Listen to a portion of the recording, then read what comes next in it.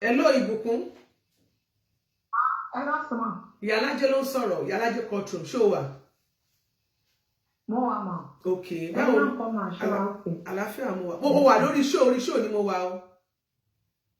All right, ma. Má bínú pé mo pè sórí show. Mo fẹ́ béèrè, kọ́kọ́ introduce ara ẹ̀, dárúkọ ara ẹ̀ fáwọn èèyàn wa nílé comment tó sọ̀rọ̀. Ìbùkún Olúwa lórúkọ mi o. Ẹ káàsán máa ọ̀ nílé lóko lẹ́yìn odi. Okay. Ìbùkún Olúwa lórúkọ mi. You are welcome. Ìbùkún, mo wá fẹ́ béèrè, wọ́n fi lára petition tí àwọn àfáà tí wọ́n bá mú ìdí nǹkan. Ṣó gbọ́ sí wípé petition wà nílẹ̀ s'Agbala Gabriel? Yes, ma.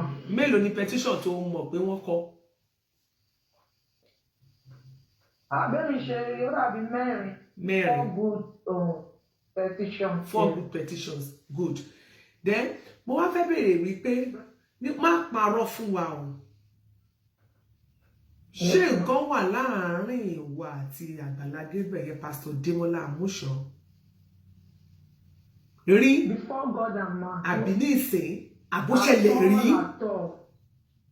Anytime kò sí anything. Before God and man níwájú Ọlọ́run àti èèyàn bá téèyàn gbọdọ̀ pè jẹ́rìí irọ́ tó jẹ́ pé Ọlọ́run ni èmi ò jíyìn fún láyé ní ọ̀run tá a bá kú kò sí nǹkan láàrin wa o Ọlọ́run má jẹ́ kò sí anything like that. Demola ò dẹ̀ ṣẹ́jú sí ẹ rí kó kàn ṣẹ́jú sí ẹ. Kò tiẹ̀ sí nǹkan tó jọba ẹ̀ àtọ́. Bóyá kó tó mí ti mú ìdí rí kó tó mí ti mú ìdí. Kí n tó mí ti ẹ̀ gan èmi gan I don't talk to people. I always go on my own. Mi ò kì í interact pẹ̀lú yàn. Mo máa ń lọ mi ni. Nǹkan tí mo bá wá ni mo face. The prayer that I came for òun ni mo face. I don't even have time for anybody.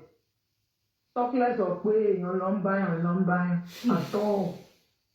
Òun gan-an tá a jọ pàdé gan-an ká sọ pé bóyá Ọlọ́run ló kọ wá ni. Báwo lẹ ṣe pàdé?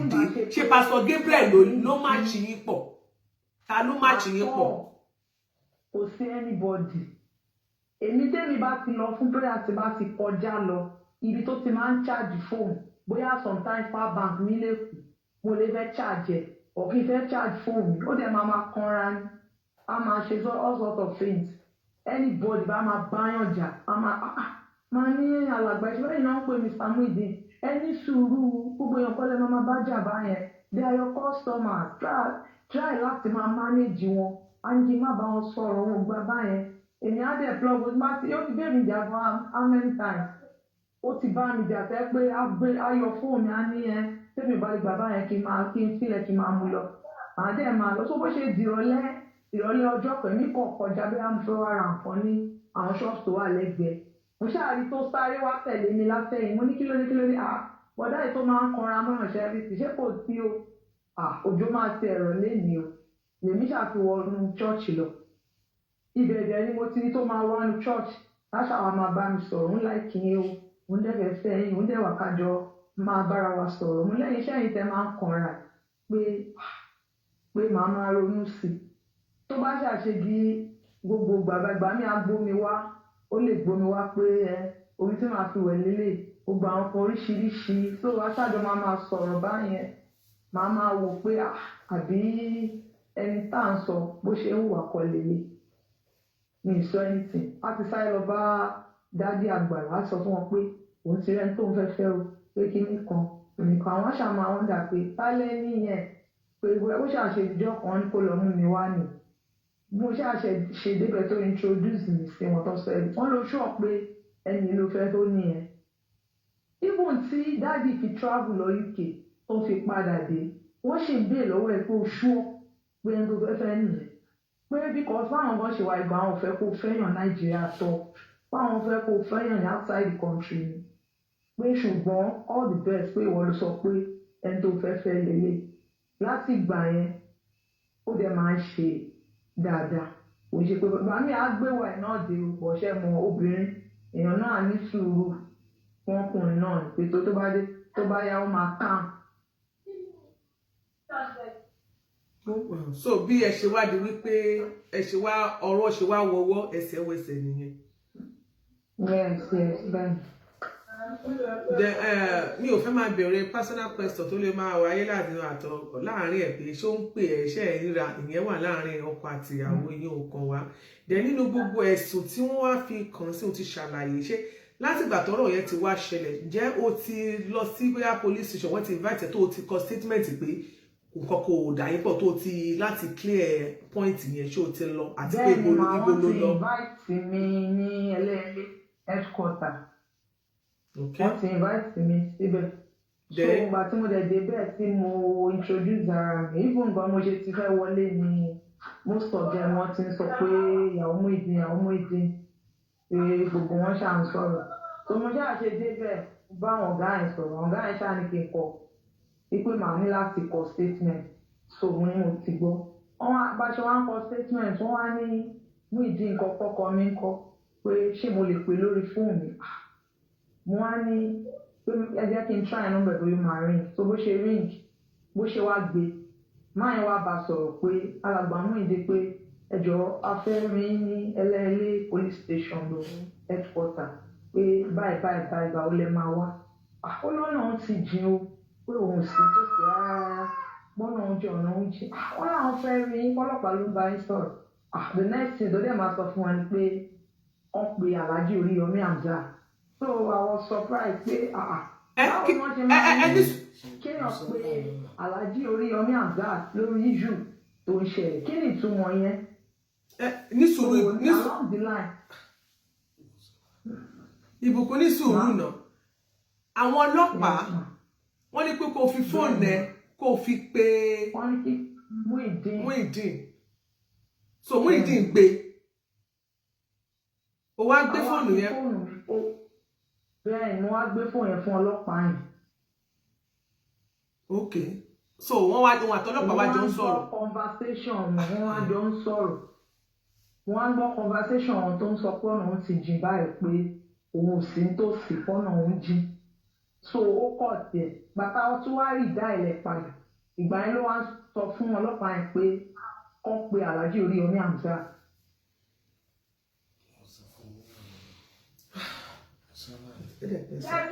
So ok ẹja fìyẹn sílẹ̀. So lẹ́yìn tẹ́ kúrò ní ẹlẹ́ẹ̀lẹ́ yẹn ṣé o ti tún ní wọ́n lọ sí Ọ̀ṣun state ṣé ìwọ lọ. wọ́n lànà ìjọ was it Monday or Tuesday. ìyẹn ìjẹta dájú ìkọjá wọn tẹ̀ ń patrol pẹ̀lú àwọn protocols wọn wọ́n fi wá ní kí èèyàn kan wá pè mí nínú wọ́n fi wá sọ pé wọ́n máa invite àwọn ní Òṣogbo látàná bóyá Monday àbí Tuesday to the time pé wọ́n ní bẹ́ẹ̀ gan làwọn àpáwọn láti lọ lodge hotel àwọn ṣẹ̀ṣẹ̀ wá padà wá ní the following day pé ṣé mi ò gbọ́ anything mo ní mi gbọ́ wọn kan sá bó dẹ̀ ṣe di wọ́n ní a máa lọ ní weekend yìí o èmi tẹ̀ ṣe wà kẹ́ pé kí ló tún ń ṣẹlẹ̀ báyìí pé báyìí létà bọ́n ṣe ní wọ́n pe àwọn láàárọ̀ àná ní ẹ pé láti zone 11 ní Òṣogbo wípé ká rìpọ́ọ̀tì bẹ́ẹ̀ tó gbàdẹ̀ ṣe lọ lánàá ni. Ok ó lọ lánàá ó dà bẹ́ẹ̀ sí wàhálà mo ń bọ̀ ẹjọ́ ẹ jẹ́ kí n mú Ìbùkún ìtìzú ẹ̀ ibo ló ṣùwà ṣé òṣùwà nulẹ̀. mo wà ń bẹ̀ mọ́. Ok ṣé o ṣì ń lọ sí ṣọ́ọ̀bù. bẹ́ẹ̀ ni. ó dà ṣé kò sí anybody tó ń disturb ẹ. Rárá máa tọ́.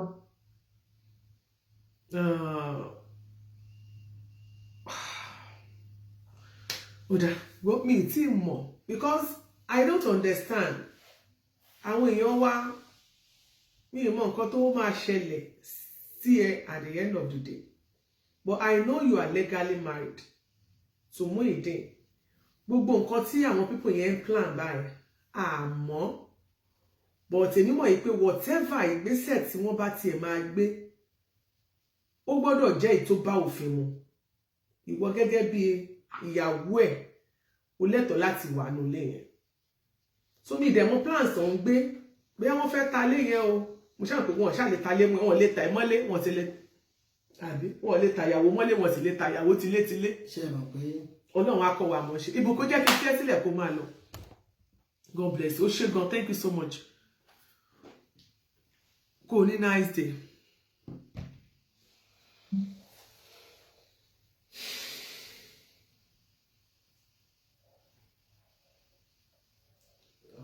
ó gbẹnu kẹ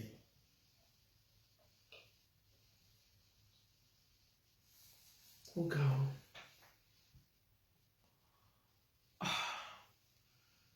I don't even know. Mi ti ẹ̀ mọ̀. Ìmọ̀ kan tí màá sọ mú ìmọ̀ kan. Ṣé mo pé à ń sọ ọ́? Ẹnìkan ṣẹ̀ṣẹ̀ kọ́mẹ́ǹtì bẹ́ẹ̀ yẹn ni. mo sọ lánàá. Fúnmilọ́lá Tóyìn Kókà. Ẹnìkan ṣẹ̀ṣẹ̀ kọ́mẹ́ǹtì síbẹ̀ yẹn ni wípé Ìyálájé ṣe jẹ́ ká pe Alhaji Oríyọmí Hamzat. Kí ni mo sọ? Mo ní kò sí wàhálà, mo ní I will get in touch with him pé màá pe Alhaji Oríyọmí Hamzat. Àwọn tó ń sọ̀rọ̀ wípé Alhaji Oríyọmí Hamzat kò mọ̀ nípa ẹ̀. Àbí kí ni wípé ọlọ́pàá pe Muyideen? Ọlọ́pàá sọ fún Muyideen wípé kó pe Oríyọmí Hamzat kóun tó mọ̀ bóyá ó máa wá àbọ̀wọ̀ ni wá.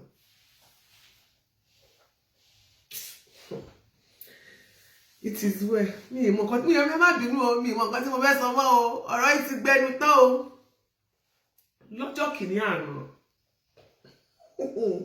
Kò sí bá mo sọ fún yín, mo sọ̀rọ̀ kan lánàá, mo ní kò sí bá ṣe máa porí ajá tí wọn ò ní pe orí ìkòkò tí wọ́n fi sè é.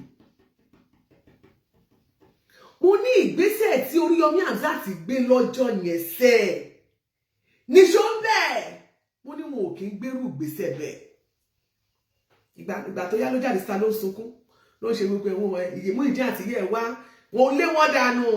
And after that ni wọ́n ṣe sọ pé kó tó gbé ìgbésẹ̀ kankan, kó tó ṣe anything, kó tó jáde, kó tó bọ́lọ́pàá sọ̀rọ̀, kó tó ṣe anything, kó tó wá kó Oríyọmí Hamzat kó gbàṣẹ lọ́wọ́ ẹ̀.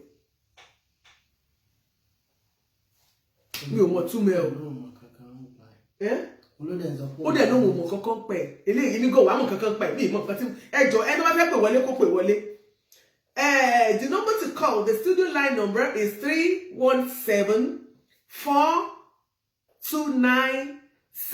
317-429-7082. Tẹ́ bá wà ní outside America bí ẹ bá mi fi +1 sí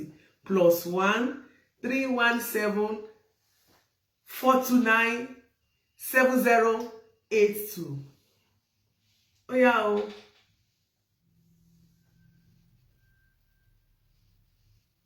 Ìyẹn náà ló ń dùn Mr. Teyos wàláì.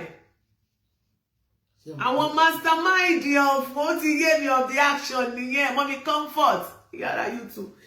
Ẹ̀yin tẹ́ ẹ wò ṣe bẹ́ẹ̀ ní nọ́mbà mi lọ́wọ́. mo rò pé ọmọ ara ṣe ṣóò kan ní àná yẹn. Ẹjọ́ ní nọ́mbà mi kó pin ẹ̀ síbẹ̀ yẹn màá lè pin náà kó tó tàpẹ̀ màá pin nọ́mbà yẹn 317-429-7082. Ìpè tí ń wọlé hello caller. Hello Ìyálájé. Má. Ẹ kú ètò. Ètò nìyẹn o. Ilé àtọ̀nà yín ò ní dàrú. Àmín. Ọlọ́run á gbàdúrà wa. Àmín. Ṣé rí nǹkan tí mo lè sọ lórí ọ̀rọ̀ yẹn? Number 1. Lórí ìyàwó Muyideen. Wọ́n kàn da ọmọ yẹn láàmú ni. Àwọn àfáà wa sì ló ń dà láàmú. Wọ́n sì fẹ́ báyé Muyideen jẹ́ pátápátá. Kí ni ìtumọ̀ pé kán lọ máa lọ sí police station máa lọ sí kóòtù? Kí ló dé? Ètò máa lọ ní pé ilé yẹn number 1 wọn lè rí ilé yẹn pa o. Ilé yẹn ò wà fún ẹnikẹ́ni tó bá ra ilé yẹn kó mú tiẹ̀ jẹ́rìí ta ló máa sọ pé òun fẹ́ torí ìbọn tó máa ra ilé gbogbo ayé. Ẹni bá ra ilé yẹn ó sanwó síbò ni. Ṣé ń gbọ́ mi?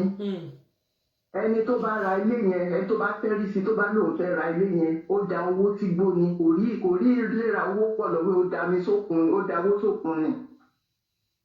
Tó kò sẹ́ni tó máa tẹ́rí sí. Tẹ́rí ti ẹni tí wọ́n sọ ti Alhaji Oríyọmí yẹn, ẹ jẹ́ ká máa wo ibi tọ́rọ̀ lọ ńgbà tó bá yá gbogbo àṣírí ọ̀rọ̀ àtú síta. because bí wọ́n ṣe sọ̀rọ̀ wípé kóun tó gbégbèsè kan lọ bá ẹnìkan ó mì pé nìyẹn ló wà nídìí ọ̀rọ̀ ní tó mì nìyẹn ṣùgbọ́n ẹgbẹ́ ká máa wo bó ṣe ń lọ. ṣé túmọ̀ ẹ̀ nìyẹn màá ní. bó ṣe rí nìyẹn bí ó bá jẹ́ bẹ́ẹ̀ kí ló kàn láti máa sọ pé ẹ lọ rí Oríyọmí kóun tó wá yọjú sí yín tó bá ní kóun wá ó mì pé òun ló ti débẹ̀ bọ́ọ̀lù náà ní bọ́ọ̀lù rìpọ́ọ̀tù ẹ jẹ́ ká máa wo bí tọ́rọ̀ lọ gbogbo ẹ̀ náà ló máa yé gbọ̀ wá nígbà tó bá yá àwọn ibi tó lóore. inú ẹ̀ náà ló máa fi sọ síta tó bá yá. ẹ wò ó ẹ pé. ẹ ṣe mà God ó ga o àti ẹ wò mo máa ẹ jẹ́ pin nọ́mbà o account number tá a máa fi raise owó. hello ma ìyá wa mọ́mì mò ń gbọ́ yín mà ẹ ti wọlé mò ń gbọ́ yín ọ̀rọ̀ tó wà lẹ̀ ló ń mi wà láàmì kàn lé lórí.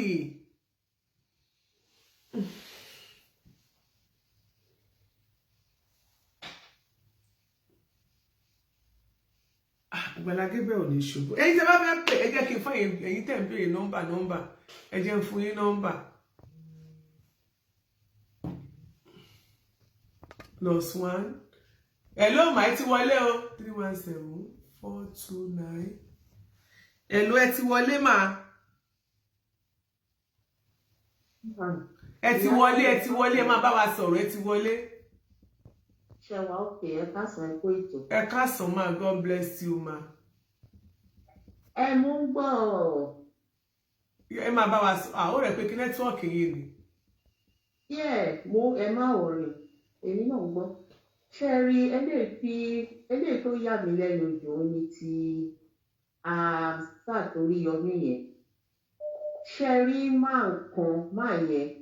máa yẹn àjọ ṣiṣẹ́ ńgbà tí mo wà ní Ondo State ni máa yẹn ọ̀gá mi ni wọ́n gbà tá a wà ní local government wọ́n sọ̀rọ̀ yẹn immediately tí kìíní yẹn ṣẹlẹ̀ ni wọ́n ti sọ wọ́n ní Oríyọmí ipò ṣàbòsí lórí ọ̀rọ̀ yẹn and téèyàn bá wá wò ó pẹ̀lú nǹkan tí Bùkún sọ yẹn èèyàn á rí wípé ọwọ́ Oríyọmí wà ń bẹ̀. This is Oríyọmí tí àwọn èèyàn máa lọ sí ọ̀dọ̀ ẹ̀. Àwọn èèyàn máa ń lo a week kó tó di pé wọ́n máa rí tójú. Immediately tán lọ mú ìdí ní Bódìjà. Ó dẹ̀ rí Oríyọmí straight. Ẹ mọ̀ yìí pé ó ti ní ọwọ́ kan àbòsí. Ṣé rí Oríyọmí ti ní màálé ìpinnu, ó ti ní Àgbàlá Gabriel sínú tipẹ́tipẹ́. Ó ti ní sínú. And ṣé rí alábòsí kò lè lẹ́ni ire alábòsí ò lè lẹ́ni ire ká máa ṣojú ayé Ọlọ́run máa gbé Àgbàlá Gabriel ó máa gbé lékè lágbára Ọlọ́run àtìlẹ́yìn Ọlọ́run àtìlẹ́yìn àwa èèyàn ó máa borí lágbára Ọlọ́run ẹ kú ètò. Àmín ma God bless you ma.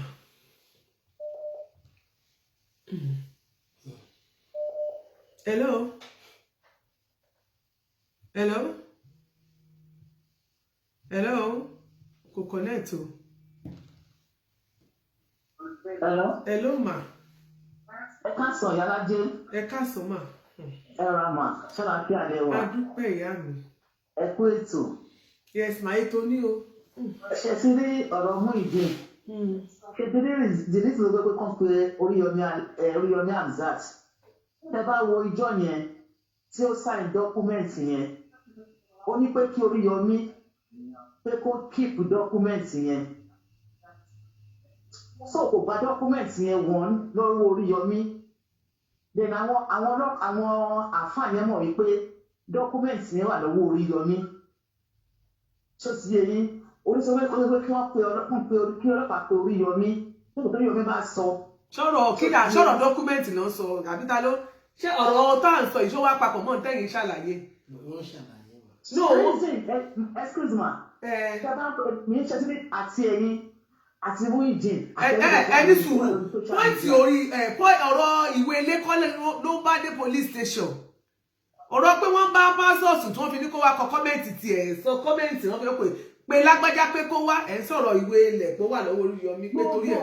gbogbo kìíní yẹn ẹ bá wò mà ẹ bá fojú inú wò ó papọ̀ mọ́ra wọn. So torí nítorí ìwé ilẹ̀ tó wà ní ọwọ́ Oríyọmí ni ọlọ́pàá ṣe ní pé kí ní Muyideen sọ pé kó pè é. Pé kán Oríyọmí. Ṣé wàá police station ni? Ẹgbẹ́ tí wọ́n ṣe ní Amẹ́ríkà lè ní wà. Wọ́n sọ fún yín pé ẹni náà wà ní ìpò Amẹ́ríkà lè ní wà ní òsì ní Nàìjíríà.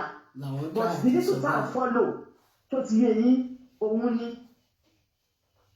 Oríyọmí is not behind ọ̀rọ̀ Muyideen, but Muyideen fẹ́ mọ̀ títí ní Muyideen ó fẹ́ máa fi àtàmọ́ kó fi mọ́tàmọ́ ó fẹ́ máa fi ọ̀rọ̀ yìí kó fi àwọn èèyàn lára ẹgbẹ́ gbàgbà kan náà ọ̀rọ̀ máa tó ra màálù fún gbọ̀ngàn bẹ́ẹ̀ já ẹni tó bring ẹ̀ in nípa òun kọ́ lòun sọ̀rọ̀ fún wọn.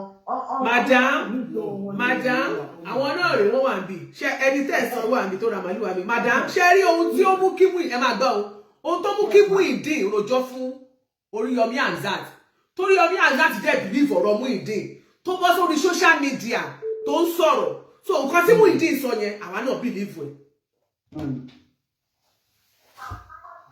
Ntí Muyideen bá sọ àwọn náà ntọ́ mú ká ẹ má síkì fún náà ẹ̀dẹ̀ ẹ wá sọ pé torí ọ̀wọ̀ ẹ̀wà bẹ́ẹ̀ pẹ́ wà police èèyàn pé torí ọ̀rọ̀ ìwé ilẹ̀ ṣé wàá jọra wọn ni. Hello ẹ ti wọlé o.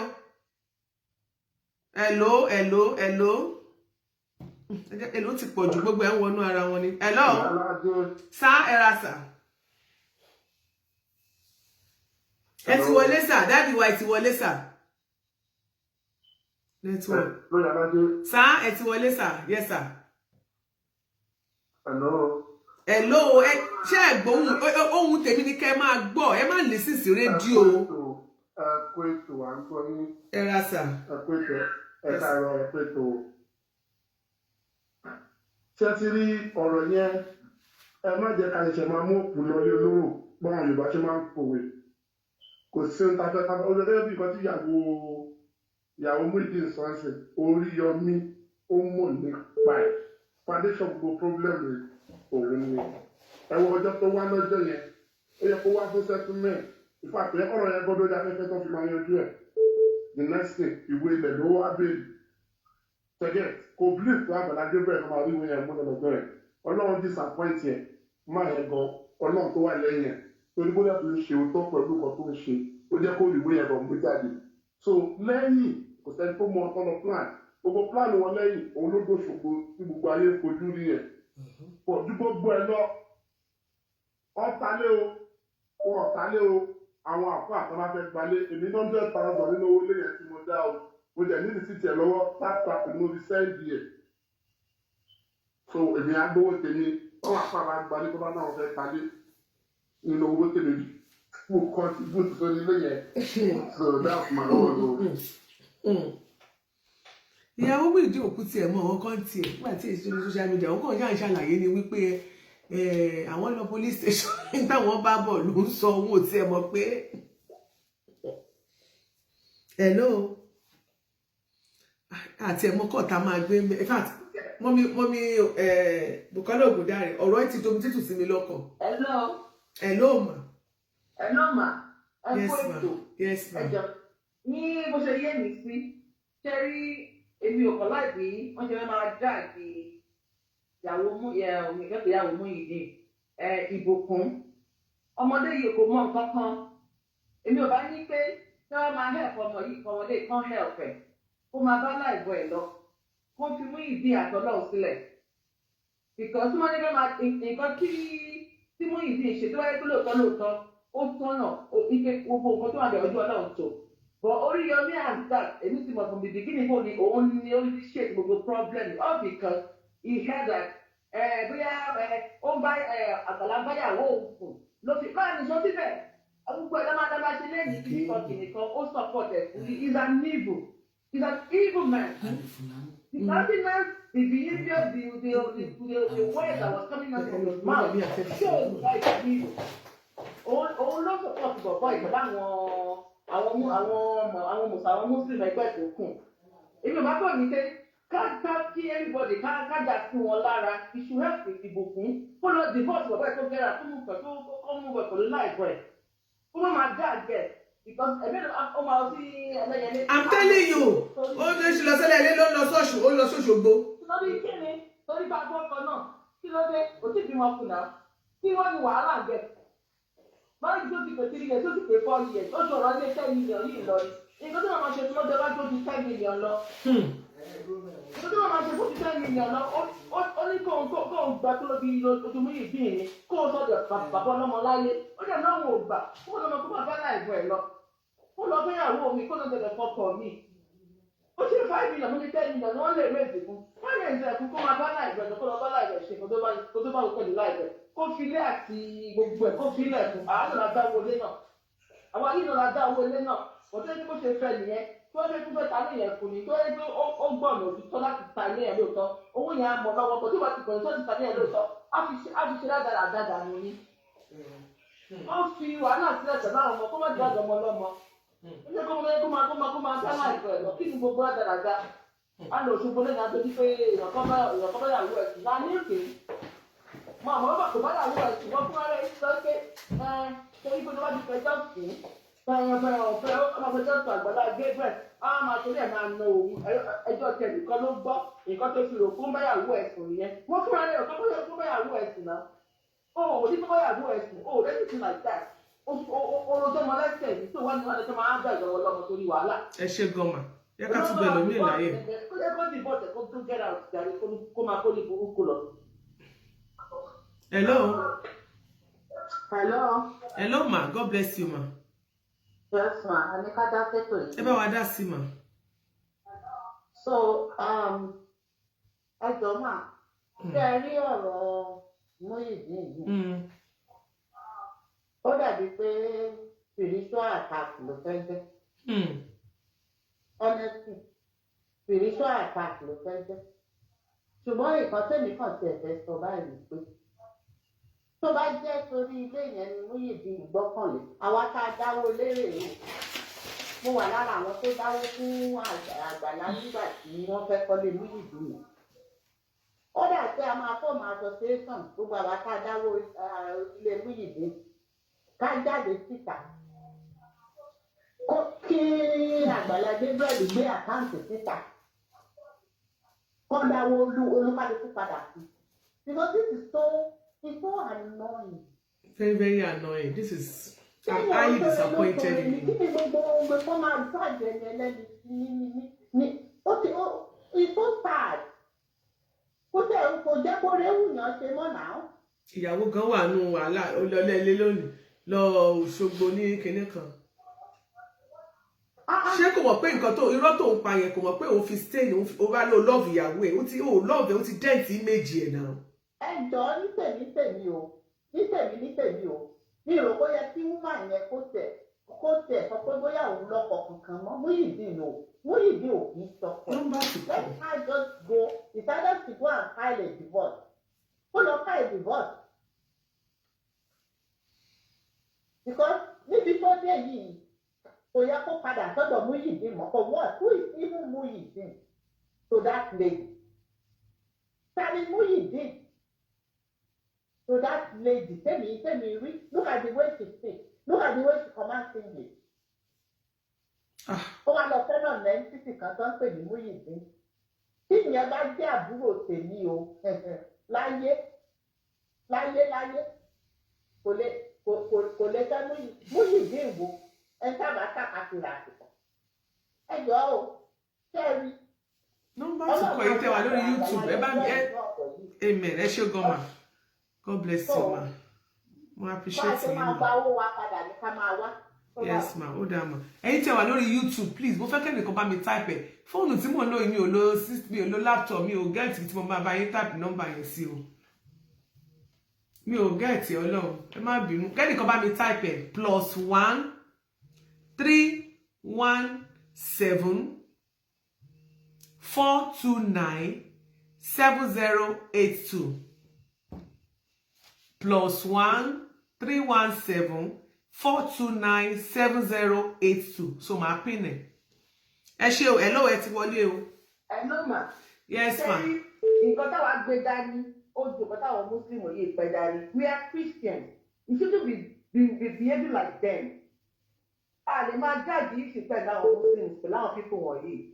I understand because tọ́ba ṣe lè máa dá àgẹ̀ lọ wọ́n ti máa dá àgẹ̀ lọ Gabriel lọ. Àlẹ́ ó petition ẹni kí ni wọ́n drag ṣé wọ́n drag kan ọ̀rọ̀ petition wà ní wọ́n ti competition already. Èmi kan sọ̀rọ̀ èmi ọ̀rọ̀ ìbùkún ni mo tẹ̀ sọ. No, nǹkan tó ṣẹlẹ̀ ni pé lára àwọn ẹ̀rí táwọn ọlọ́pàá máa lò nìyẹn. Ẹ jẹ́ kí lára ó wà lára petition wípé wọ́n ń bá yàwó òun sùn. Ẹni tọ́rọ̀ ọkàn, ẹ jẹ́ kó jáde kó sọ̀rọ̀. Kí gbogbo wa gbọ́ sétí. Àbí kí lẹ́ni mo sọ? Àwọn ọlọ́pàá náà á máa mọ̀ wípé yes, ó ti jáde ó ti sọ̀rọ̀. Ó ti competition lẹ́lẹ́lẹ́, ó ti kọ́ lóṣù, ó ti lọ kọ́ ní Òṣogbo, Ọ̀ṣun State. Ìyẹn náà dá. Ẹ jẹ́ kó tún sọ káwọn èèyàn náà gbọ́.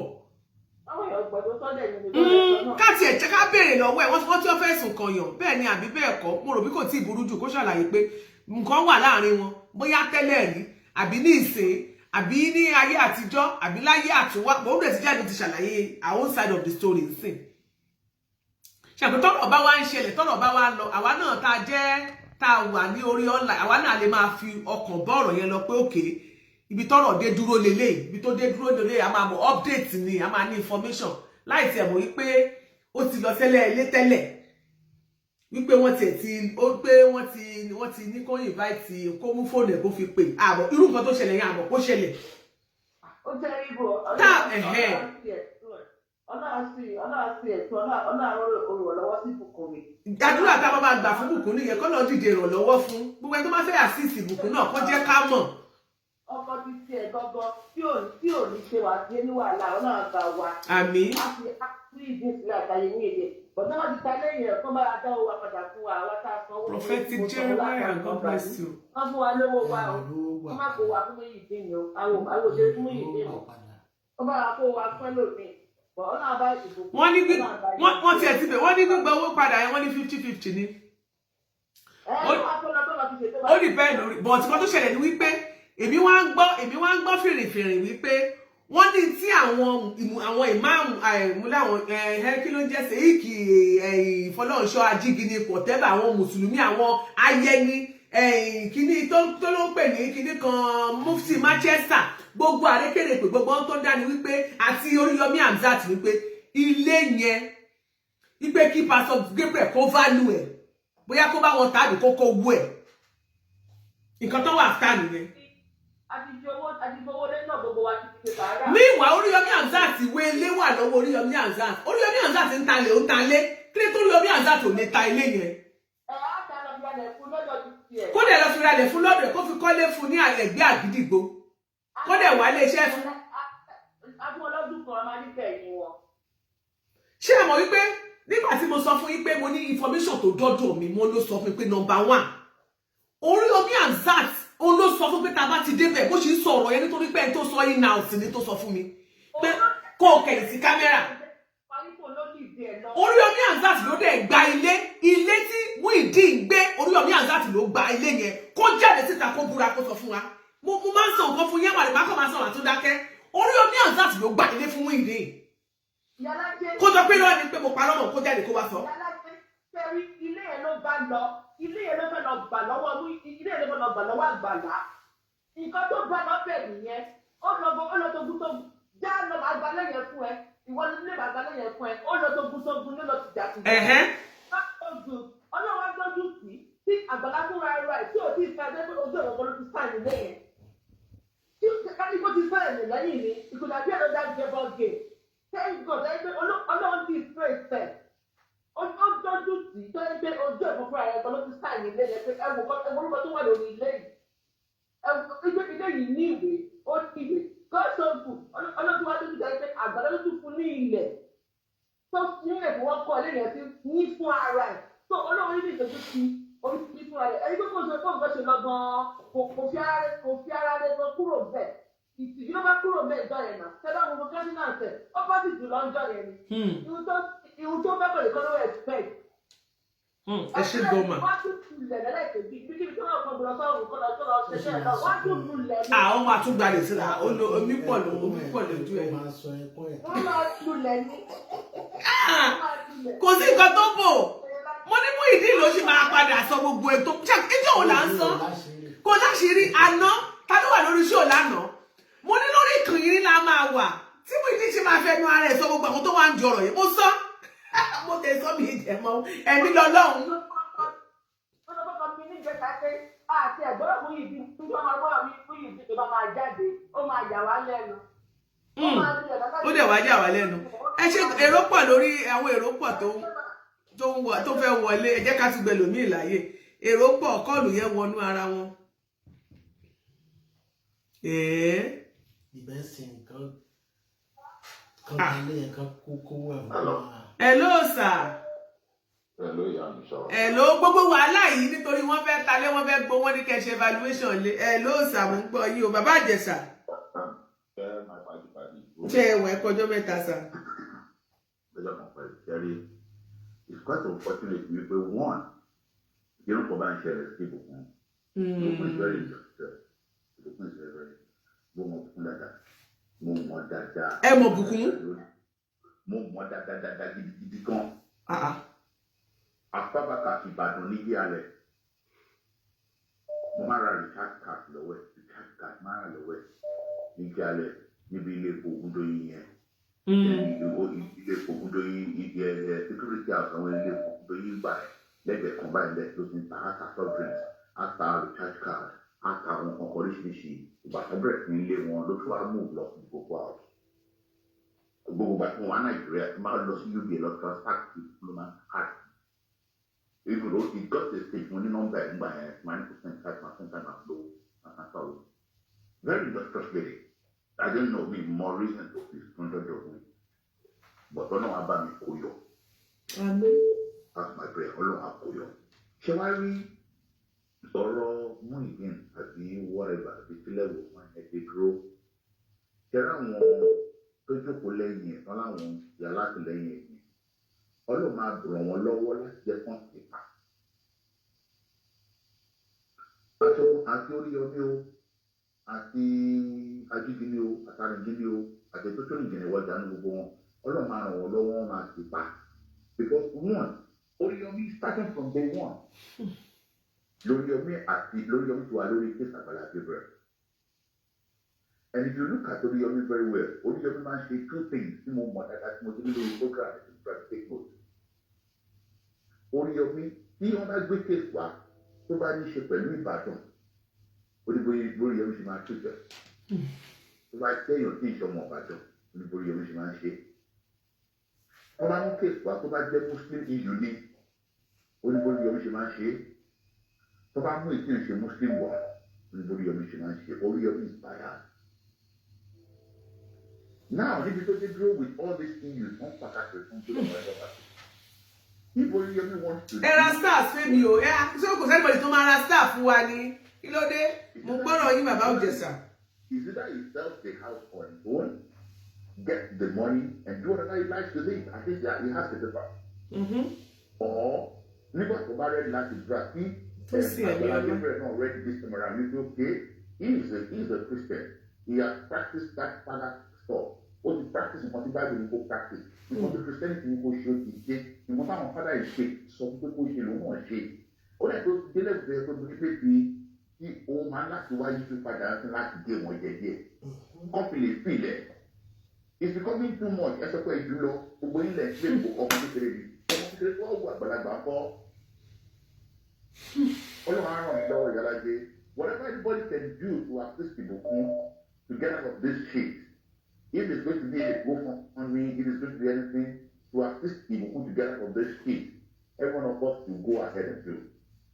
Then as for Baba, so I say case yẹn pé wọ́n fẹ́ mú lọ court ni, then we need to like okay, kí Baba pe àwọn lawyer wọn, that is combining lawyer. This is time for him to engage one or two. They should look into the petition. Look into the petition, then he can counter it. Then they counter it, they can request that they bring it to Ìbàdàn. Ìbàdàn ní jurisdiction yẹn, èyí tó gbélé sí zone 11 yẹn, arúmọjẹ ni. Oríyọmí ti ṣe kéèsì máa ní ìfẹ́ yìí ní Òṣogbo gbà. Adédoyin, even though gan wọ́n ní last week, wọ́n ló announce ẹ̀ lórí page ẹ̀ wípé brother òun ni new CP Ọ̀ṣun State. Wọ́n ló celebrate ẹ̀. So, ó ti dá. Ẹgbẹ́ ẹ̀kan àti nǹkan ọmọ agboolé kan náà ni wọ́n. Ó celebrate ẹ̀ pọ̀ jùlọ gan. Pé tó pé òun ọwọ́ ti lè kú dà. Bọ́sẹ̀ GMK ṣẹ́ wa. So, I think that is the reason why the official will not say. So, ẹjọ́ ìyá ẹ bá bàbá sọ̀rọ̀ ìyá Àgbàlá Gabriel. Wọ́n bá ní lọ́yà káwọn lẹ́gà sí wọn.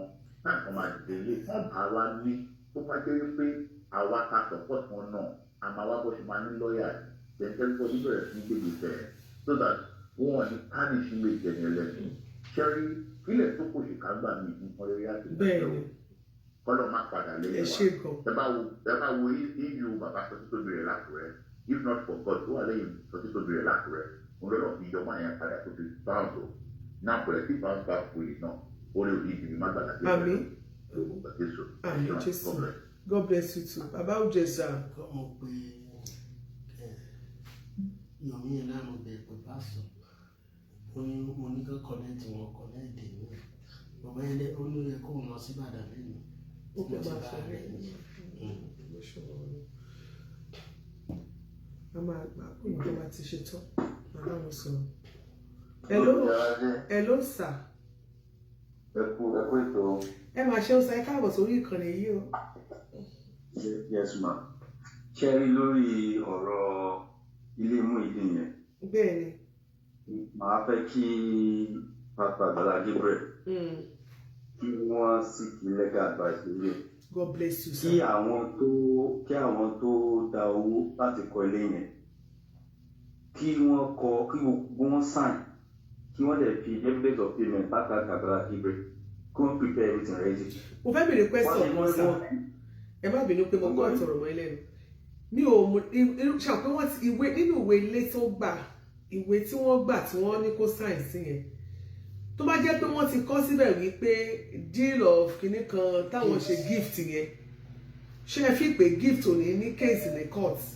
Gbogbo ẹ̀ náà ni tó bá ti fún yàn ní nǹkan lábẹ́ òfin ó ṣeé ṣe.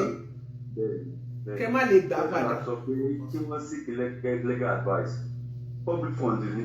Public funds ni accepted. Kí wọ́n máa kí wọ́n evaluate ilé ẹ̀ kí wọ́n tà. Kí wọ́n kó owó yẹn lọ sí charity home láti fáwọn ọmọ aláìní bàbá wọn láìlókì. From charity to charity náà sì nìyẹn. Ẹtí tí wọ́n bá ta ilé yẹn mi àmọ́ akọ̀jọ́ sọ́lẹ̀ mi àti ní o ẹ̀yin tẹ́ bá mọ òfin ẹjọ́ tẹ́ bá wà lórí ìkànnì yìí mo fẹ́ kẹ́ pè wọlé kẹ́ là wá lóye. Irú ilé yẹn ń ṣe tá pé bóyá ìwé yẹn wọ́n ti kọ sínú ìwé àdéhùn pé ìlágbájá èmi ni mo fún ní ibi o bóyá èmi mo kọ́lẹ̀ bí mo ra lè fàbí mo fún ní nǹkan báyìí tó ẹ̀kọ́ ló wà nínú ìwé yẹn tí wàhálà bá ṣẹlẹ̀ báyìí tẹ́ni yẹn wá ń fight lórí ẹ̀tọ́ tó jẹ́ pé tí ò belong sí bọ̀ nítorí pé sọ pé ọ̀rẹ́ ń jọ́rẹ́ ọ̀rà ń jọ́rà ẹnìkan ìdúpẹ́ mo tọ̀pọ̀ ẹ ti fún so ṣe wọ́n pé tí irú owó yìí ó lè ṣe é ṣe kó má ṣe gbà padà bọ̀ mo tún fẹ́ káwọn tẹ̀yìn tẹ́ mo tún fẹ́ kẹ́ tún là wá lọ́yẹ̀ kẹtẹ bá láì dí àṣà irú pé ẹ̀yin náà tẹ́ bá ń gbọ́ kẹ́ bá wá dá sí irú pé ó wá níyàwó ó wà legally married wọ́n fẹ́ra wọn ní ṣùlọ́kà dóò Muyideen ni wọ́n sọ pé wọ́n kọ́lé fún ìgbà tó Muyideen kọ́ tí wọ́n kọ́ ilé yẹn fún Muyideen kò tí ì níyàwó kò tí ì márì so lẹ́yìn tó márì tán ni wọ́n kọ́ ni lẹ́yìn tó kọ́lé yẹn tán fún ló fẹ́ yàwó but wọ́n wà legally married wọ́n lọ sí court wọ́n ṣe ti registry wọ́n ṣe ti church ìjẹ́ lábẹ́ òfin ìjọ wà kí wọ́n ta lé mọ́ ìyàwó yẹn lórí àbí kí wọ́n lé ìyàwó yẹn títa kọ́nà fẹ́ ta ilé. Mo fẹ́ káwọn Yorùbá wa dá sí ẹ bá yẹ ẹ́. náà ni àdúgbò legal advice lórí rẹ̀ kò bọ́ sí kankan lé ìyàwó síta because wọ́n ti fẹ́ra wọn báyìí kò kàn lè fi ìyàwó lẹ̀ stranded anyhow but n tí mo fẹ́ kí àwọn tó dá owó yẹn wọ́n petition ṣẹ́yìn at support in time mi kàn fẹ́ kí ẹ kàn dúró kó máa defense you have to strike as well now àwọn tó contribute owó for competition ìyàwó Muyideen kí ó náà lọ torí ìbálòrúkọ jẹ́ ló jẹ́ fún kó máa tó ló ń bá ọkùnrin yìí sùn kó náà lọ competition kó submit sí headquarter ní Ìbàdàn police headquarter kí Pásítọ̀ Àgbàlá Gabriel náà káwọn náà competition káwọn náà submit afẹ́ mọ àwọn tó jáde pẹ̀lú Muyideen tó jáde pẹ̀lú the police station ṣe lórí Oríyọmí Hamzat mo fáwọn Oríyọmí Hamzat ní èmi náà mo máa ń gbọ́ pé mo yọ dáadáa àti Àgbàlá Gabriel àwọn méjì tó máa ń gbọ́ dáadáa tẹ bá rántí nígbà kan sometime ago probably last year kíní kan ṣẹlẹ̀ tí Oríyọmí Hamzat padà wá sí Nàìjíríà nígbà yẹn tó bọ́ sí ọlá pé báwọn yẹn ṣe pariwo lórí Oríyọmí Hamzat ló dákẹ́lẹ́ ọ̀rọ̀ yẹn tó ní kíní wọ̀ papọ̀ kíní kan tí wọ́n máa ń Yorùbá máa ń pè ní nínú ṣé ìlara bí owó òwò àbí ìgbọ̀kan ó wà nínú orí ọ̀nà àtàlà láti lè pẹ̀lú Àgbàlá Gabriel bí wọ́n ṣe lọ bí Àgbàlá orí ọ̀nà àtàlà tẹ̀lé Muyideen lọ sí ìkíní ọ̀dọ̀ Àgbàlá Gabriel jọ yìí ó ní Àgbàlá tó fẹ́ parí ọ̀rọ̀ tó bá rẹ̀ tó fẹ́ parí ọ̀rọ̀ nìkan ó ní ó ti sọ ọ̀pọ̀lọpọ̀ nǹkan bọ̀ ọ̀ ní gbé jáde ó ti tẹ́ ọ pé eléyìí motive ẹ̀ ò dáa ó kàn fẹ́ lójú ayé ni because ọlọ́pàá sọ ọ̀pọ̀lọpọ̀ nǹkan ọ̀ fẹ́ kó o ní gbé jáde wáyé tó ń sọ yẹn òun tó fẹ́ parí ọ̀rọ̀ wáyé tó ń sọ statement yìí ó wá pé kí orúkọ ìjókòó Àgbàlá Gabriel ìjókòó níwájú kínní tí kámẹ́rà wà ń bẹ̀ òun tarogéètì ọmọ yìí Muyideen níwájú Àgbàlá Gabriel ìwọ tó ti sọ̀rọ̀ fún tẹ́lẹ̀ tó wá ṣe àgbàlagbà tó kó fẹ́ parí ọ̀rọ̀ ni ìwọ tó ti sọ̀rọ̀ fún tẹ́lẹ̀ tó ti mọ tó ń sọ tó bá fẹ́ wá sí iṣẹ́ ẹ̀ náà kò yẹ kí ó tó máa interrogate ẹ̀ níbẹ̀ yẹn dáàmì ṣé ó ti sọ fún yín tó máa sọ tí òfin ní sọ tó ti sọ tẹ́lẹ̀ ni like this just ọmọ Yorùbá ní gbogbo wa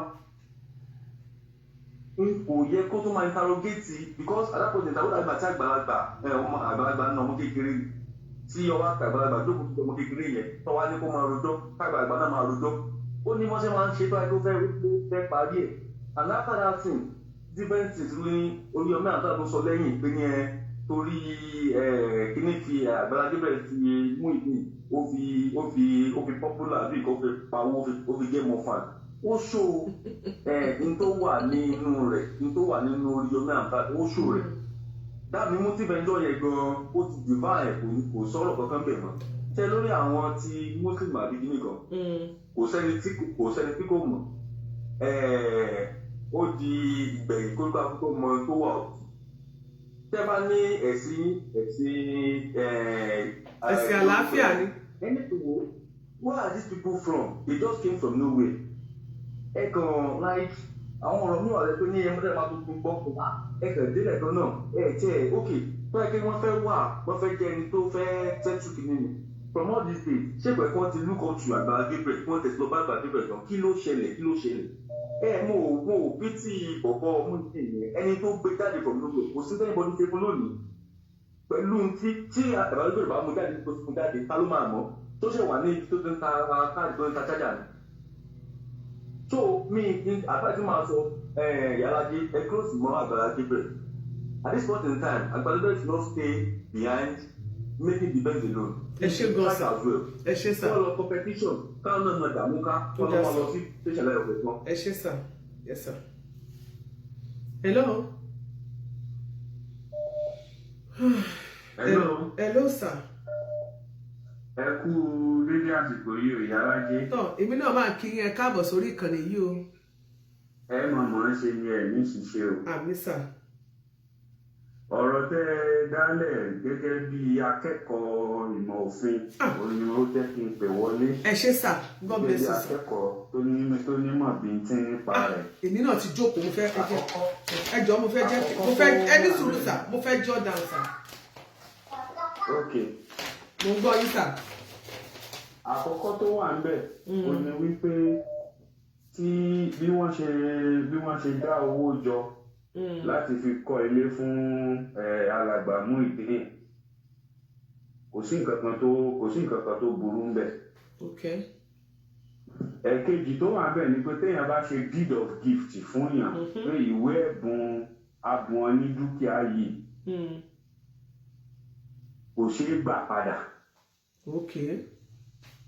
ìdí tí ò fi ṣeé gbà padà ní ọ̀pọ̀lọpọ̀ ọgbà ìdí tí ò fi ṣeé gbà padà ni wípé èròǹgbà òfin ni wípé ẹni tó fún yàn ní nǹkan ó ní ànító àti àníṣẹ́kù òun ló ṣe nawọ́ ọrẹ sí onítọ̀hún yẹn. tẹ́ ń gbádùn mi o. bẹ́ẹ̀ ni sà.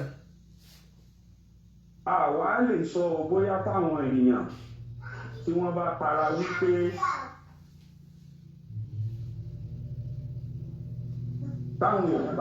wípé tó àwọn táwọn dá owó àwọn fẹ́ gba owó àwọn padà o ó ṣeé ṣe kí ìyípadà dé bá irú ìdúró ìdí tó fi lè dé bá ni wípé àwọn nǹkan méjì kan wà tó yẹ ká máa ṣe lórí ilẹ̀ tá a bá rà tún jẹ́ pé púpọ̀ wà láì ṣe é. àkọ́kọ́ ṣẹ̀wà pẹ̀lú mi mà. bẹ́ẹ̀ ni sà. àkọ́kọ́ tó wà bẹ́ẹ̀ ni wípé téèyàn bá parí gbogbo ìdúnàádúrà lórí ọ̀rọ̀ yẹn wọ́n ń pe kíní kan ní consent the governor lábẹ́ land use act téèyàn ò bá tí ì gbà á ìdúnàádúrà yẹn kò tí ì múnádóko tán pátápátá. Ẹ̀ẹ̀kejì wọ́n ń pè ní registration of land title téèyàn ò bá tí ì ṣe yẹn náà kò tí ì múnádóko pátápátá. So lábẹ́ àkóso méjèèjì yẹn ó sì ṣeéṣe ó lè le díẹ̀ ó lè lọ ó sì ṣeéṣe o kó jẹ́ wípé ọ̀rọ̀ dúkìá yẹn lè mọ́ wọ̀ nípa tẹlẹ́gùndé. Apá kan nìyẹn. Apá kejì tí mo fẹ́ sọ ni onítìyàwó. Ìgbéyàwó mo rò pé ìgbéyàwó rẹ́gísírì ni wọ́n ṣe. Bẹ́ẹ̀ni. Tó jẹ́ olórùka. Bẹ́ẹ̀ni. Òun ń pè ní statutory marriage. Ilé ẹjọ́ gíga high court òun nìkan ló ní agbára láti tú ìgbéyàwó yẹn ká. Tó bá jẹ́ wípé ilé yẹn ò tíì parí kí wọ́n tó ṣègbéyàwó tó jẹ́ pé bàtàn ṣègbéyàwó ní ilé yẹn parí. That house will be deemed as if it is a family property belonging to both the husband and the wife. Okay. Ṣé wà pẹ̀lú mi máa? Bẹ́ẹ̀ni sà. Ìpínyà bá wà ilé ẹjọ́ ní agbára láti pàṣẹ wípé kí wọ́n ta ilé yẹn kí wọ́n pín owó rẹ̀ fún tọkọ àti ìyàwó. Ìyẹn fáwọn tó ṣe statutory marriage ni o. Okay. Tó jẹ́ pé wọ́n ṣègbéyàwó registry. Ó ṣeé ṣe kí ilé ẹjọ́ pàṣẹ bẹ́ẹ̀. Ṣùgbọ́n ní gbogbo ẹ̀ lákòótán gbogbo ẹ̀ máa rọ bàbá wòlíì wípé kí wọ́n tún fi lọ àwọn tó lóye ju àwa lọ. Ṣùgbọ́n kókó tó wà ńbẹ̀ kọ́kọ́ ni wípé ìyàwó rẹ̀ sì lẹ́tọ̀ọ́ láti máa gbé inú ilé yẹn. In fact ìdájọ́ kan wà ní ìpínlẹ̀ Ọ̀yọ́. Ilé ẹjọ́ kan ti dá ẹjọ́ rí nípínlẹ̀ Ọ̀yọ́ wa ń gbàdá. Adájọ́ àgbà ìpínlẹ̀ Ọ̀yọ́ ti dá ẹjọ́ rí bóyá bí ọdún 2-3 sẹ́yìn pé tó bá kọ̀ ìyàwó rẹ lọ́nà tí ò tọ́ ó ṣeé ṣe kó pàdánù ilé rẹ o ẹni tó ṣègbéyàwó statutory. Torí pé ní tí òfin fojú wò ni wípé ilé yẹn ìgbìyànjú yín ló bì. Ẹ̀dẹ̀ mọ́ gbàgbé tí mo sọ síwájú wípé ní tí wọ́n wò gangan tó ṣe kókó ni pé ǹjẹ́ wọ́n ti parí ilé ìkó tó di pé wọ́n ṣègbéyàwó. Tó bá yẹ pé wọ́n ti parí ẹ̀ a lè sọ pé alàgbà Muyideen nìkan ló ní. Bọ̀ tó bá jẹ́ pé gbà tí wọ́n ṣèyàwó tán ni wọ́n tó parí ẹ̀ tán tó kó sínú ẹ̀ èso nìkan ló dání mọ́ òun pẹ̀lú ìyàwó rẹ̀ they are joint owners of that property. So.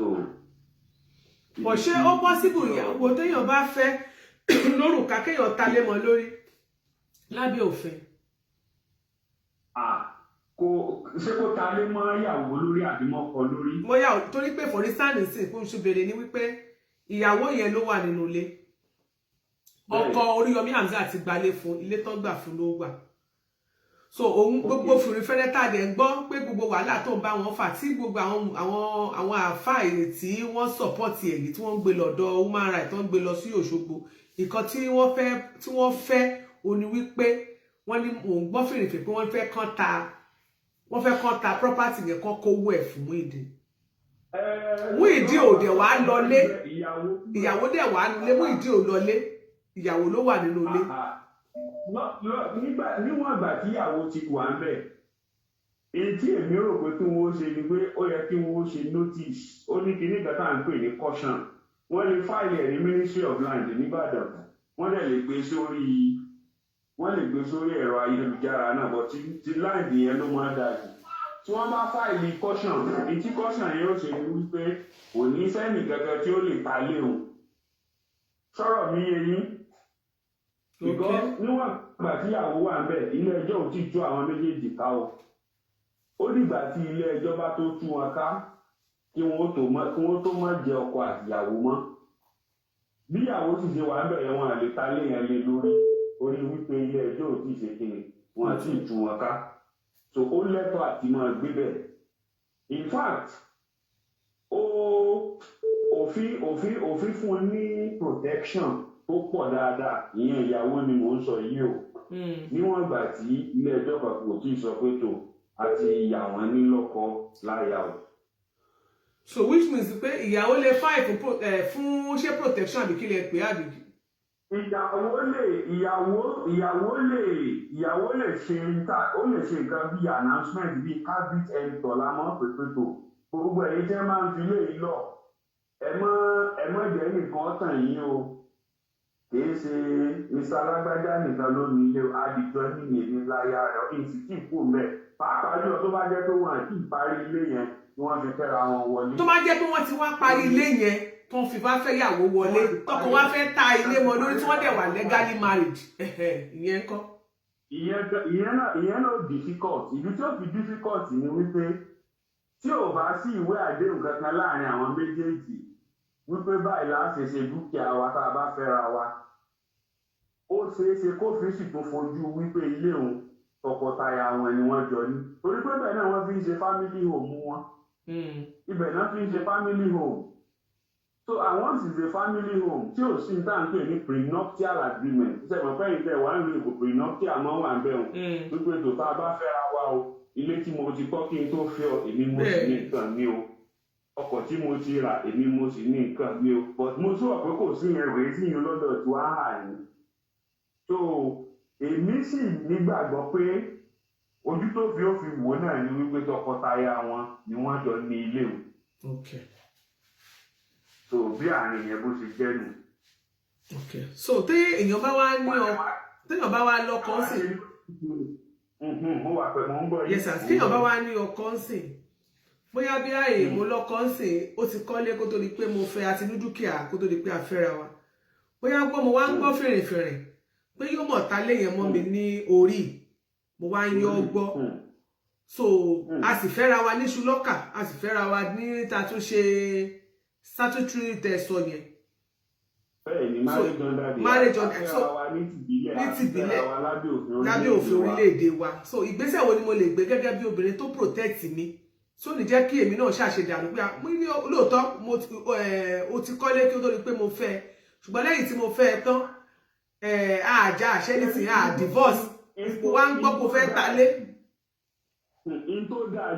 in tó dáa jù láyé yìí fún nǹkan tẹ́ sọ yẹn notice mẹ́ta ló wà lábẹ́ òfin wọ́n ń pè kan ní abstract notice wọ́n ń pè kan ní constructive notice wọ́n ń pè kan ní imputed notice notice tó dáa jù wípé àní talé oníkéyìn orí sandboard mọ́wájú dúkìá wọn irú kíníkà tí gbogbo àmọ́ rí lára lẹ́tà máa sọ pé this house is not for sale bẹ́ẹ̀ni làkàgbègbè ìyẹn ni wọ́n ń pè ní actual notice torí kò sẹ́ni tó fẹ́ ra dúkìá tóun náà ní lọ ṣe inspection tí ó fojú wo pé ilé tí mo fẹ́ rà ìta ló ní ìwé wo ní bẹ lórí ẹ̀ tó bá ti rí notice lára ẹ̀ kò sẹ́ni tí ó dé ìdílé mọ́ torí wípé actual notice yẹn is a notice to the whole world ìyẹn bẹ ẹ̀ẹ́kejì ìyàwó lè fáìlì caution ní Ministry of Lands wípé tó ilé tí ń bẹ ládùúgbò báyìí o èmi náà ní interest nínú rẹ̀ o tẹ́nì kankan bá fẹ́ wá sí survey kan lọ́dọ̀ yín lẹ́yìn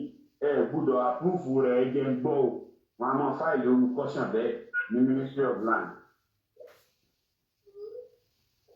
so ọ̀nà méjèèjì yẹn imputed notice nǹkan olùyàwó lè gbígbà kí lẹ wí. ìkẹta imputed notice nǹkan. imputed notice yẹn ìyẹn ò ṣe bẹ́ẹ̀ lọ direct ní tí imputed notice ń ṣiṣẹ́ fún ni pé tí agent yìí ń dáṣojú èèyàn bá gbọ́ níbi tó ti ń ṣèdúnàdù. hello ẹ wo ilé ìpadà o àti ìbéèrè question bọ̀.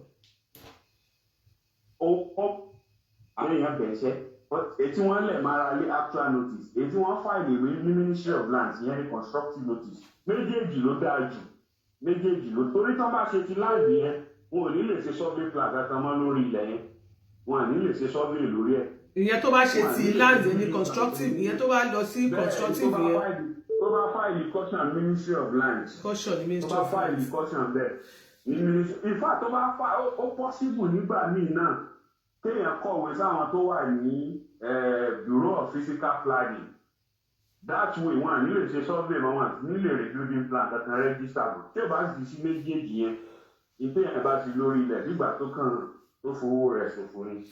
then àìsàn actual notice yẹn tẹ́ ẹ sọ yẹn ṣé ó ní ọwọ́ òfin nù àbí mo kàn máa kọ́ ni mo kàn máa gbé sáìbọ̀dì yẹn sí àbí mo ní láti lọ gbà àṣẹ nìkan kí n tó kọ́. kò nídìí àṣẹ kan dandan láti ilé ẹjọ́. Ẹ mọ̀ pé ní ìsísílé bá jẹ́ lé mọ̀lẹ́bí tó yẹ pé bàbá wa ló bí mẹ́rin tàgẹ́ẹ̀tì ìdí mẹ́rin tí mo sì mọ̀ pé mo lẹ́gbọ́n kan tó jẹ́ pé àlùsí ẹ̀gbọ́n ni tó lè fẹ́ gbé mi sí ó lè fẹ́ tójú mi yàn mẹ́kọ̀ọ́.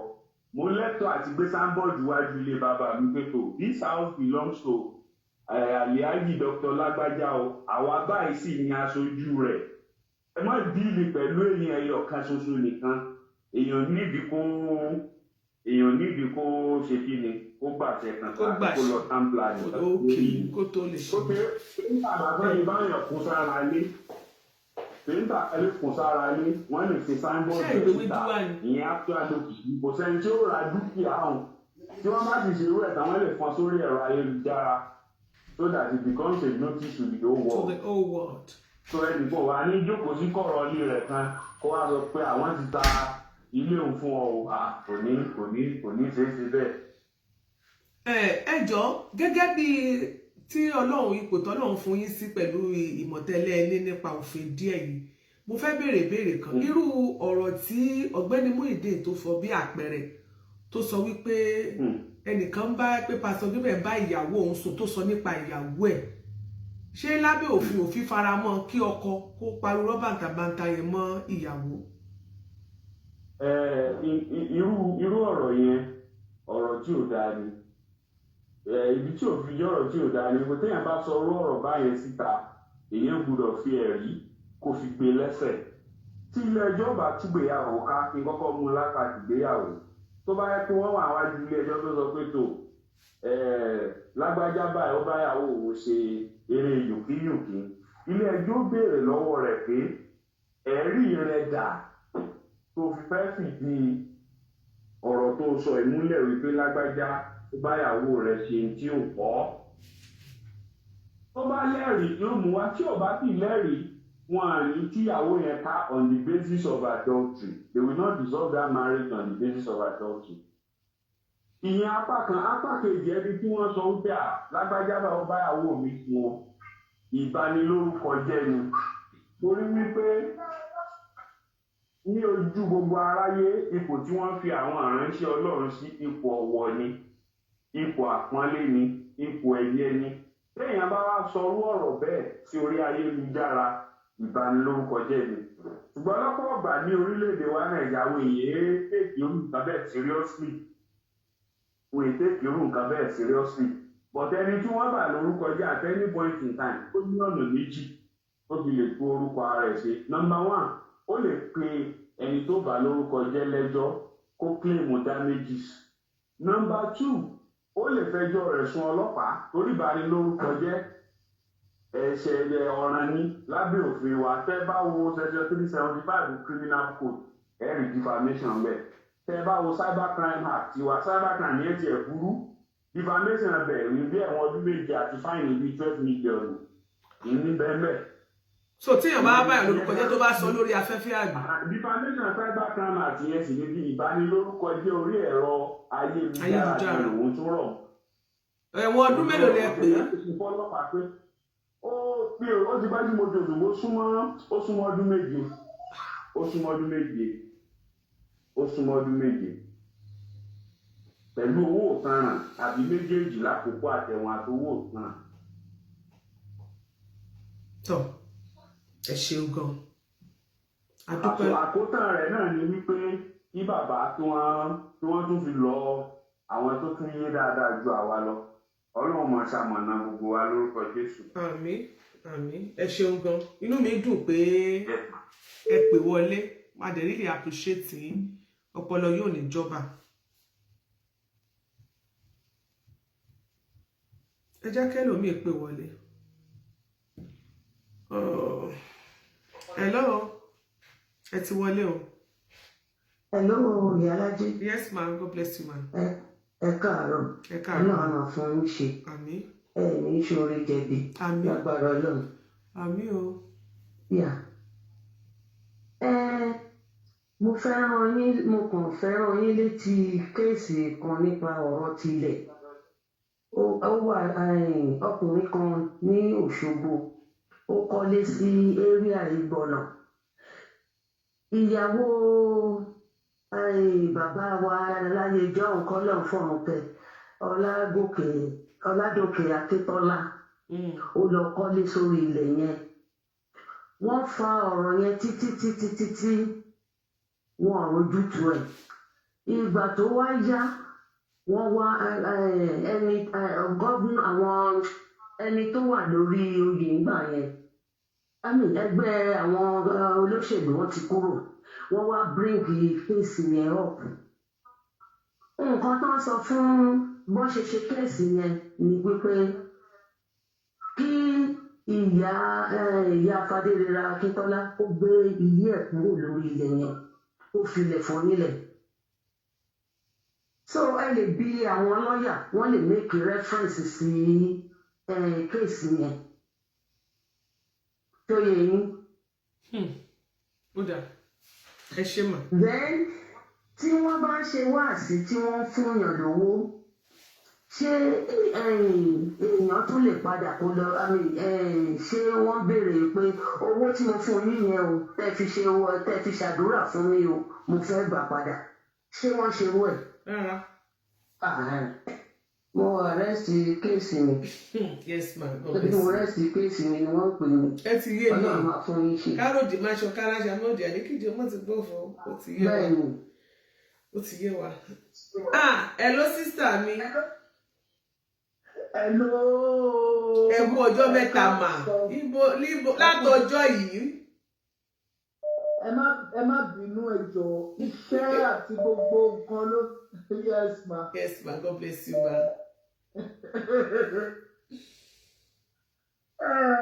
Nǹkan tẹ́mi tí ẹ fẹ́ sọ lórí ọ̀rọ̀ yìí, ọ̀rọ̀ náà ó tojú sí mi.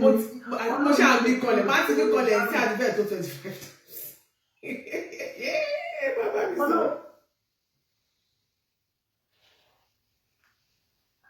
Hello. Mi mọ nǹkan tí mo lè sọ because Ọlọ́run ọba mi má jẹ́ ká ṣoore ṣe, má jẹ́ ká ṣoore dáhùn. Ẹni tá a máa ṣoore fún tó bá mọ yẹn ẹni ká ṣe é fún. Àmín o Jésù. Because gbogbo kíní ìgàn pàápàá ajá àti ẹ̀mọ́ ìjọ tí mú Àgbàlá Gabriel rí mú ìbíní ìjọ ìbànújẹ́ ni gbà. Àmọ́ ó gbogbo ẹ̀ yọ lọ. Ọlọ́run ọba mi kó ṣàánú wa. Ọjọ́ ìbànújẹ́ ni o, Ọlọ́run má jẹ́ pọ́ ẹni bí lọ́nà. Ẹni bí ni fún ìbíní tẹ́lẹ̀ bá jírí láàárọ̀ kó padà lọ sùn ni. It is well. Kẹ́rọ̀ padà lọ sùn ni because gbogbo nǹkan tó ń ṣe ìkọ̀mọ̀ pé wọ́n ń dá wàhálà sí wọn lọ́rùn ni. Àwọn olórí burúkú àfá òṣì àfá òfò tí wọ́n ní jẹ́ ẹ má ṣe pè fún wọn. Ẹ má ṣe pè fún àwọn ajígini, ẹ fi wọ́n lẹ̀. Kí Àgbàlá Gabriel ṣe fún wọn láti ẹ̀rí bọ̀dá mi ẹgbẹ́nusí máìkì ẹni bí ni. Ẹni bí ni. Kí lẹ rí? Because àti àfòyín ṣé rí pọ́ọ̀nù tí wọ́n gbẹ́lé ọmọkùnrin ẹ ní àárín ọjà. Packaging. Ó dàbí setup because ṣó lọ́bẹ̀ ní àná ni àbọ̀ lọ́bẹ̀ jẹta kí ló dé tí ò padà lọ síbẹ̀.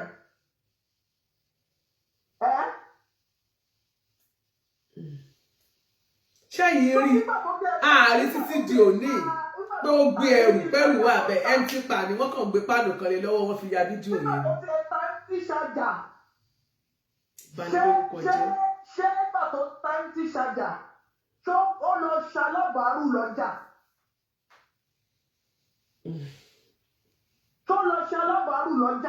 Ṣé nígbà tó tẹ̀lé kúrò lé àwọn ṣájà mẹ́rin ló bá dé mt kìíní àwọn ṣájà mẹ́rin ní ṣọ́ọ̀bù apàdà lábẹ́ bíríìjì èwo Bódìjà ìgbà